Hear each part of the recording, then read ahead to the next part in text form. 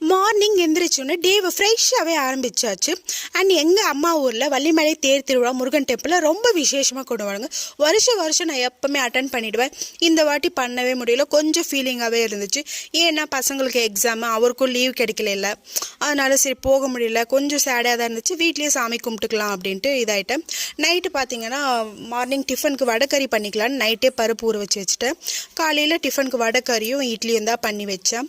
And எனக்கு பார்த்தீங்கன்னா ரொம்ப போர் அடிக்குங்க. நான் தனியாக இருக்கிறனால ரொம்ப ஃபீலிங்காக இருக்கும். எனக்கு எப்படி சொல்கிறது, ஷேர் பண்ணிக்கிறதுக்கு ஆளுன்றது யாரும் இல்லாத மாதிரியே எனக்கு ஒரு ஃபீலிங் ஆகும். பசங்களும் ஸ்கூலுக்கு போயிடுவாங்க, அவரும் ஆஃபீஸ்க்கு போயிடுவார். டே எல்லாம் நம்ம ஒண்டியாக தான் இருக்கணும். அப்படி நான் எப்படி சொல்கிறது, நம்ம விஷயத்தெல்லாம் ஷேர் பண்ணிக்கின்னு சொல்லி ஒரே ஒரு ஆள் அண்ணா கடவுள்கிட்ட தான் சொல்ல முடியும். எந்த விஷயம் கடவுள் இல்லைன்னா நம்ம இல்லைங்களா, அவர்கிட்ட தான் சொல்லி அழ முடியும். நான் இந்த மாதிரி தனியாக இருக்கிறப்போ இப்படி தான் நான் கடவுள்கிட்ட தான் எல்லாமே சொல்லுவேன். நீங்கள் என்ன யார்